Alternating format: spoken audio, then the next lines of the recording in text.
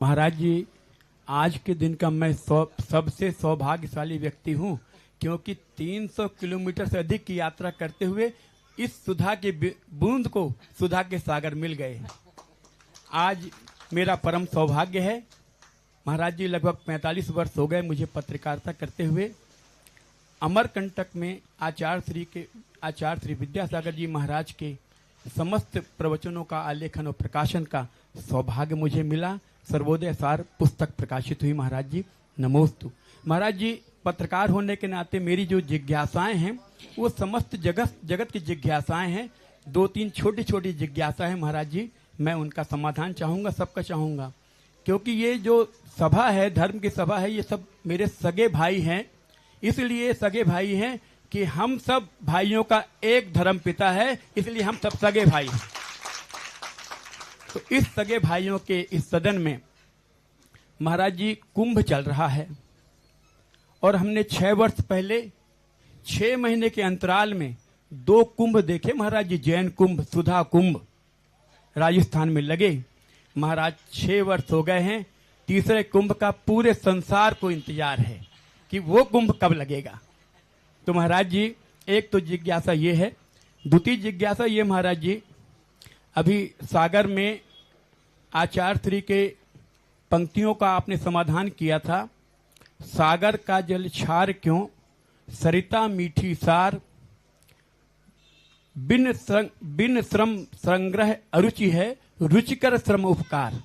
तो महाराज जी, मैं तो कहता हूं आपसे अच्छा वैद्य कहां होगा संसार में, क्योंकि आप जितने संग्रही हैं उनको दान की प्रेरणा दे करके उनके रोगों को दुख दूर करते हैं और सबको क्षार से मीठा बनाते चलते हैं। ऐसे ही महाराज जी, आपने सागर में भी जो 7 सैया पर पड़े हुए थे वेंटिलेटर पर, उनमें से 3.5 को ठीक कर दिया।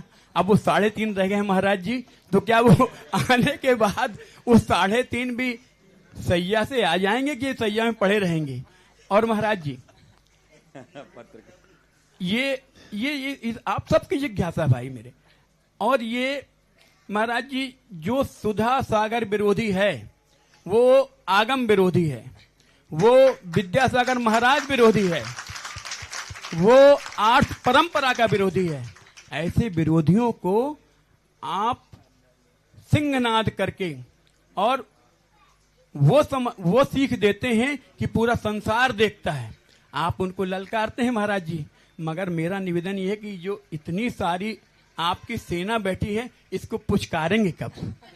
तो उनको ललकारिए और इनको पुचकारिए। महाराज जी, मेरी ये जिज्ञासाएं हैं जो सारे जगत की जिज्ञासाएं हैं, कृपया कर समाधान करें। नमोस्तु नमोस्तु नमोस्तु महाराज। ये जिज्ञासाएं ऐसी हैं पहली बात है, सारे लोगों को 3.5 महीने इसलिए भर्ती होंगे क्योंकि आजकल तुम लोगों में नजर जल्दी लगती है। तो ये 3.5 का वो डठूला है, मुझे नजर नहीं लगने देगा। नहीं तो सागर में इतने बड़े बड़े कार्य हुए, इतना सागर एक लहराया। पहली बार चतुर्मास में पूरा सागर एक मेघ था और एक झंडे के नीचे था। और ये वो 3.5 भी आ जाते तो वो नजर लग जाती, इसलिए वो बने रहना दो उनको थोड़ा क्योंकि वो धर्म से नहीं सुधरेंगे, उनको कर्म सुधारेगा। धर्म से सुधारने वाले लोगों को सुधारा नहीं जाता है, वो सुधर जाते। और जो सुधरना नहीं है वो सुधरेंगे पक्का।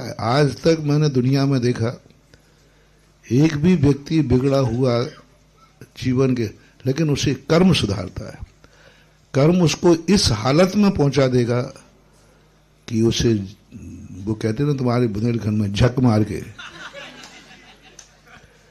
कर्म उसको इस हालत में पहुंचा देगा कि उसे झक मार के सुधरना ही पड़ेगा।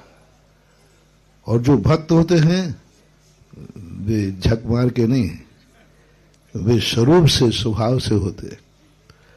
और पुचकारोगे कब? तो अभी प्रश्न किया था ना यहाँ त्याग ब्रह्मचारिणी बहन ने कि जो भक्त लोग हैं, समर्पित हैं, उनको आपका जो प्यार मिलता है, जो आशीर्वाद मिलता है वो तो भक्त लोग ही जानते हैं कि उनको क्या आशीर्वाद मिलता है, क्योंकि भक्त लोगों को पुचकारने की जरूरत नहीं है, उनको तो डांट भी आशीर्वाद लगता है। क्योंकि बाप कभी बेटे को पुचकारने के पहले डांटता भी है तो वो भी आशीर्वाद लगता है। बुरा तो दुश्मनों को लगता है, भक्तों को कभी गुरु की बात बुरा लग ही नहीं। और जिसको गुरु की बात बुरी लग रही है वो भक्त नहीं। इसलिए मैं थोड़ा कभी कभी कठोर बोलता हूं, तो लोग समझते हैं दुश्मनों को बोल रहा है। नहीं, मैं भक्तों की पहचान कर रहा हूं। वो मेरा इंटरव्यू है कि थोड़ा कठोर बोले, देखो किन किन को बुरा लगा है। जिन जिन को बुरा लगा वे मेरे दुश्मन हैं, और जिन जिन ने कहा अभाग्य है आज गुरु ने डांट दिया वो मेरे भक्त हैं। ये अपना तरीका है। और कुंभ की जहां तक बात है, दो प्रकार के कुंभ होते हैं, एक नियत और एक अनियत। नियत कुंभ तो जैनियों के होते हैं एक दो बार, जैसे दक्षिण भारत में नियत कुंभ होता है गोमटेश बाहुबली का। उत्तर भारत में कोई नियत कुंभ नहीं है जिसमें सारे भारत के लोग निश्चित तारीख में, निश्चित समय पर, निश्चित वर्ष में इकट्ठे होते हो। महाभारत का एक ही कुंभ है गोमटेश बाहुबली का, जिसमें सारे भारत के लोग 12 वर्ष के बाद एक इंतजार नियत है, वो 12 वर्ष आते ही उसकी तैयारियां शुरू। ऐसा कोई भारत में और कोई कुंभ नियत नहीं है जिसमें सारा भारत इंतजार करे, सारे भारत देखे कि हाँ 12 साल पूरे हो गए। ऐसा कोई नियत स्थान हमने कहीं भारत में गोमटेश के अलावा कहीं देखा नहीं। हाँ बता रहा हूं। अब रही बात अनियत कुंभ।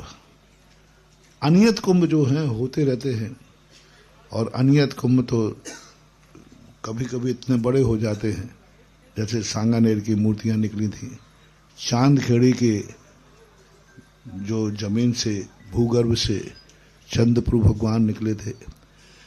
जब 51 मूर्तियों का समोषण जब ज्ञानोदय में मुनि सुब्रतनाथ का बैठा था, तब महाकुंभ हुआ था ज्ञानोदय तीर्थ नारेली में।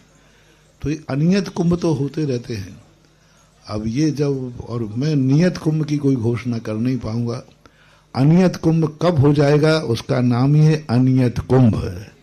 इसलिए जिज्ञासा कर रहे हैं श्रीमती रश्मि जी, श्रीमती संगीता, दोनों शिक्षिकाएं एक साथ जिज्ञासा करिए और अगली जिज्ञासा के लिए ज्ञानोदय तीर्थ नारेली में। तो ये अनियत कुंभ तो होते रहते हैं।